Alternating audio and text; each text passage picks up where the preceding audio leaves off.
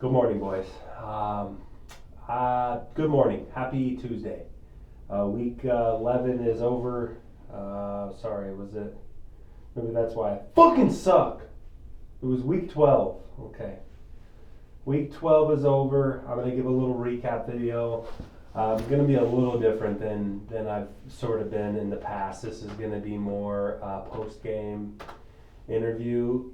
I'm going to talk about my own team and my own suck, as well as my matchup quite a bit. If you don't like it, fucking make your own video.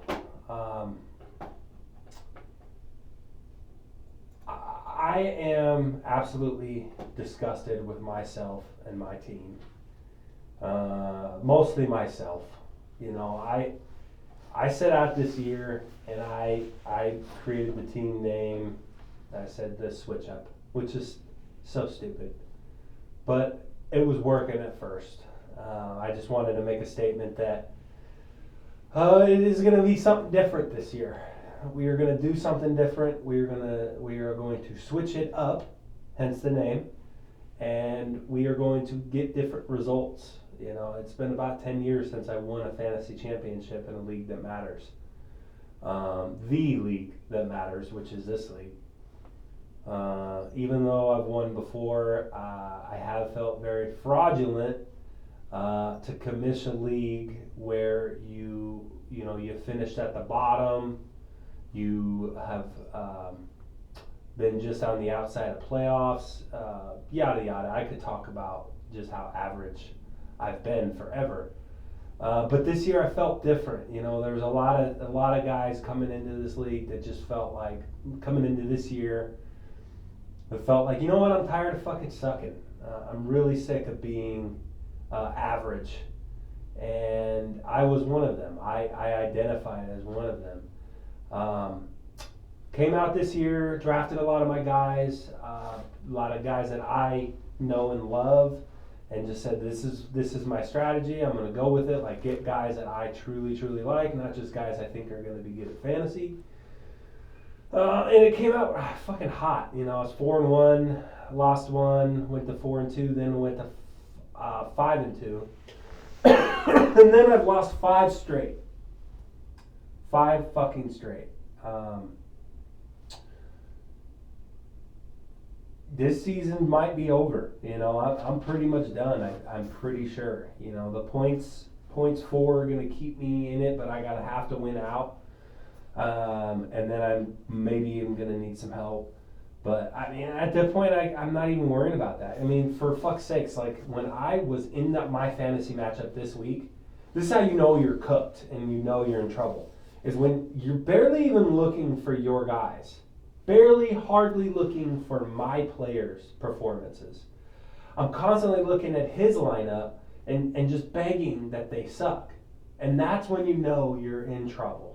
Is that you don't trust your guys at all to do anything to get to beat theirs, And Jared, credit to him, he had a lot of like decent performances. Like, everyone played good, but no one played like great. Like, I didn't have that one guy that just went the fuck off. Because I've lost to the 50-point Joe Mixon, the 60-point whatever it was. I've had that pain too. And, I know if you look at the score, I was part of it. I only lost by 0.9, 0.8. It happens. I'm going to hang my head on, I'm not going to hang my hat on the fact that it was a close loss and, it was so close and this and that. Like, for the most part, that game was over. I had zero business being in that game at all. All my studs stunk. But, going into Sunday night, I had 2 guys, Jalen Hurts and Christian Watson, that I needed like 59 points. They gave me 58, whatever it was. I got that, and I was watching the game, thought I had no chance, that Christian Watson brought it within 4, and I had a whole quarter to go. The gameplay didn't really work out. I only ended up getting 3 points. So, like I said, I had no business being in that game. I was already cooked. I didn't even want to watch football Sunday night. I had no interest in it. I thought I was over. I wanted to quit. The Rams suck. Fantasy team sucks. Betting sucks. I lost all my money. It makes you just really want to fucking quit football. But then you go back to the days in July, and you're like, there could be just baseball on, and there's nothing more miserable than just baseball on. So, for the love of the game, you do recap videos, but you got to stick in there and you got to watch these games. So I'm watching the game, half watching because I'm mostly on my phone. And then all of a sudden, I happen to look up, and I'm like, Watson goes to, I'm like, okay. So it was like the most electric 10 minutes of football, watching like every single thing. Watson got a pass. Like, it was very close. It was fun. It's fun to be a part of. It would have been funner to win. I really, really needed to win, but it didn't happen. It is what it is. We move on. But that one stings because that one pretty much puts me out. I've already touched on it. Jared asked for one thing. He says he wants his flowers. He said he wants some credit. So I'm going to give him some credit. He stuck it out when the trade deadline happened. He was sending more trades than anybody still. From what I know, he was working with everyone. He was talking to everybody. And that is the epitome of a guy I want in my league. Always. Because, I don't know. I know he's got a shot to not be last, but like, it didn't look great that he had a shot. But 2 wins. Now Zach has Zach has a loss, so there's only a 1-game difference. But you still got to have a lot of mental drive to think that, and to think I can overcome a 3-gap lead, knowing that I haven't won at all at 0-10. Like, that's impressive to still be in it, and I commend that. Deserves a clap. Like, I expect it. I'm not gonna be like, thank you for doing that, because I wouldn't have. Like, I would have expected that from anybody, but you did it, and it's impressive that you're gonna make it interesting here. I'm playing against Zach this next week. If he loses, you win.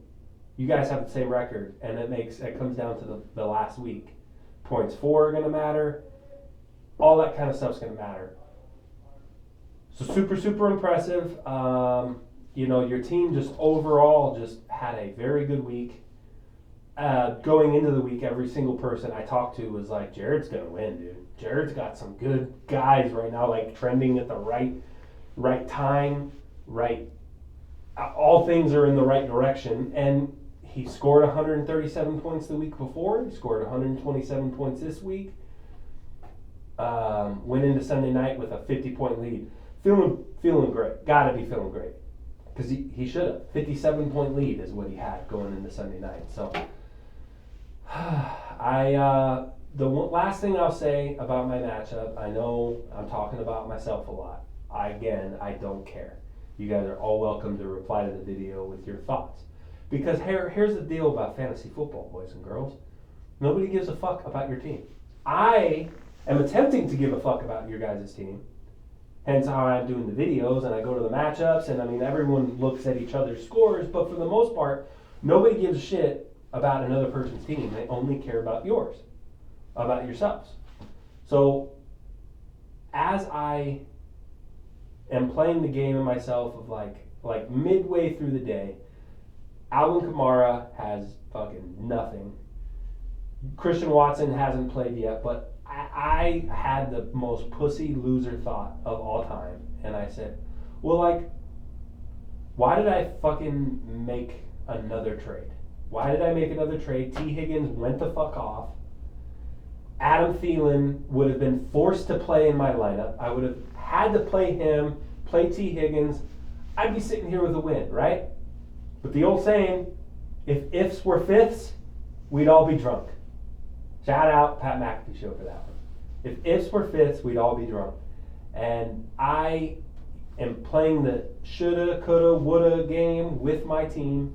We all do it, but this one hurts because I think I've traded myself, once again, I've traded myself out of contention.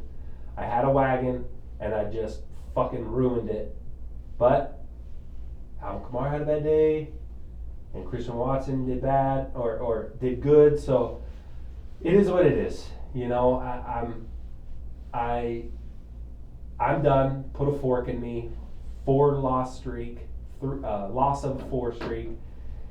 I gotta win, must win, and then I'm gonna need some help. Should be an electric matchup next week because it's me, Zach. Zach is fighting to not be last place, and then I'm fighting to keep my playoff hopes alive. What a joke I am. Zach said it would be more interesting if he was in a thong versus Jared in a thong. I will say one thing. We'd be silly, whoever the winner is, you cannot put that man, Jared, in a thong or something that's going to do him justice. You have to go the opposite. So like, yes, Zach, put him in a thong. Hilarious, funny, uncomfortable. He's going to be cold.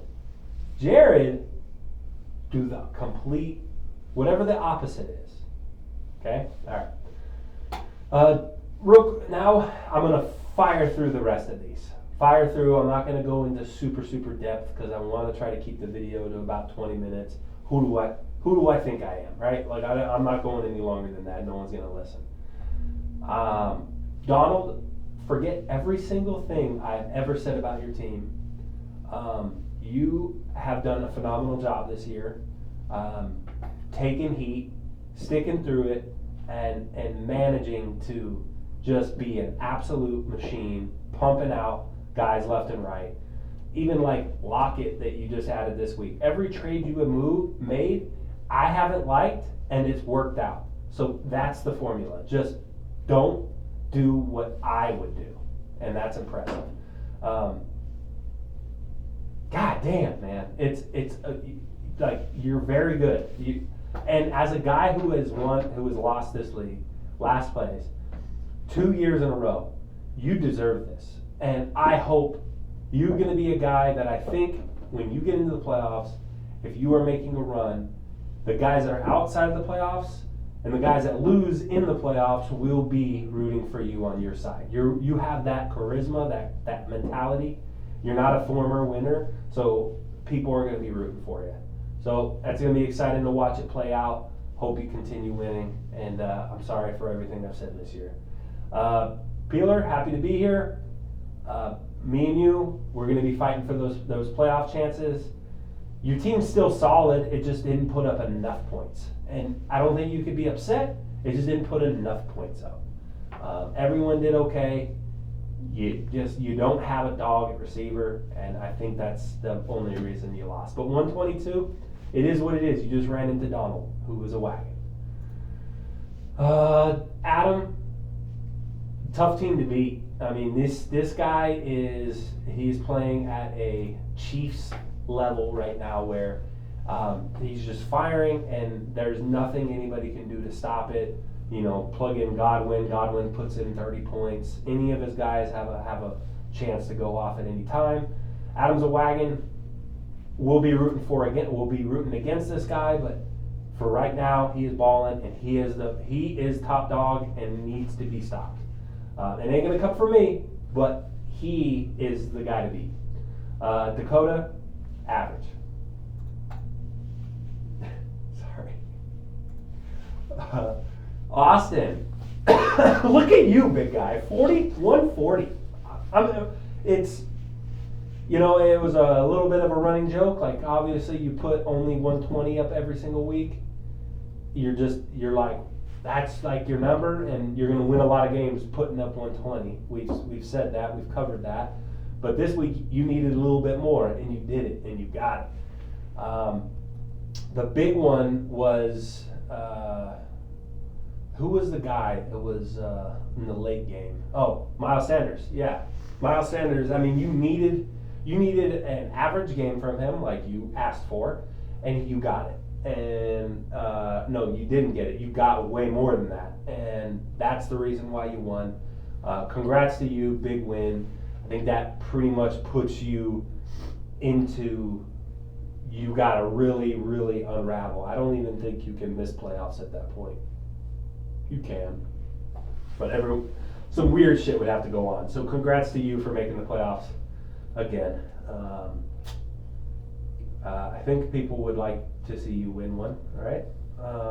I think so. Braden, pretty good week.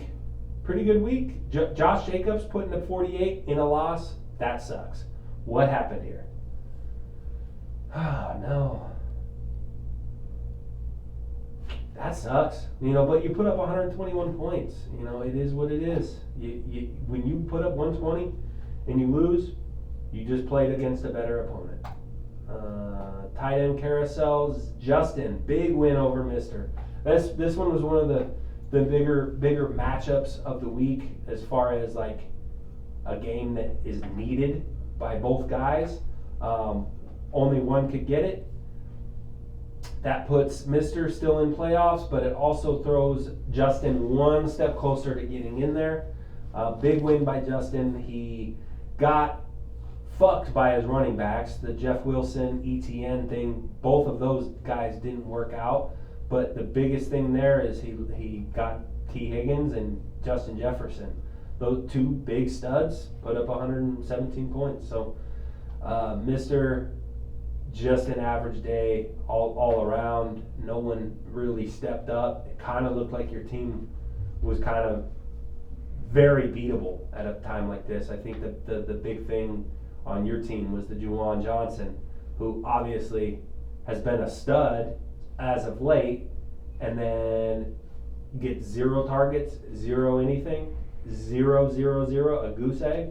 That's tough. Because I wouldn't say that a 10-point, because a 10-point game doesn't get you a win, so we got to point fingers at somebody else here. Nobody did good. Nobody did great, I should say. Brian Robinson was your top scorer at 20 points. Looking forward, we have the last matchup, which was kind of electric because it throws Zach back in the contention for a loser of all time. Last place. In a freakish turn of events, Najee Harris only played a half of football. It looked like he scored and he was only within 4 or 5 points and had a whole game to play. It looked like Zach was going to pull out a win. I needed it. Peeler needed it because we needed Tyler to stay in that mix with us. And now he is 2 games ahead of us, which means we need a collapse from him. We need a collapse from a lot of people that only have 6 wins. But anyways, Zach winning, Zach losing is massive because now he's only a game away from Jared. So both teams didn't really do much. Garrett Wilson was the big scorer of the day in this matchup to overcome the mediocreness of the rest of Zach's team. 117 points though, man. I mean, everyone across the board had a good fantasy week. I think we had maybe one guy in the 90s. It was Dakota, and but overall, everyone played good. It's just we're all fucking wagons at this point, and we're all trying to we've built the best team. This is the team. There's nothing else to do. You pick up guys on waiver, sure, but come on. I mean, those guys aren't going to be in your lineup guys. So if you're looking at your roster here on Tuesday morning, these are your guys, whether you like it or not, and you're going to go to battle with them. So we are at the end of this. Again, I'm a pathetic human being. I'm a pathetic fantasy manager. It's a little bit of a microcosm. Okay, so Monday morning I get to work after a 4-day weekend. I'm a little fucking grumpy about it. And as things happen, I work in car service, you guys all know. Customers walk in and it's fucking end of the world. Like, they didn't have a good weekend either. Or they didn't have a good weekend at all, apparently. They walk in Monday morning just mad. I need a rental. I'm traveling. I need to make it back home. And I need a fucking running back. I need a guy that can score 25 points. That's not Jalen Hurts. My problems are bigger than yours, pal. Like, I truly, truly believe that. And I let it affect me through the week. And it's no coincidence that the time Remy Fest was happening and I was the happiest person I've ever been in my life. I was 4-1, 5-2. I was happy. And I'm in a lull. I've been sick. I haven't worked out in like 3 weeks. Been fucking... It's because I've been losing at fantasy. It's just, it unravels everything. It's a fucking... I'm about to start crying.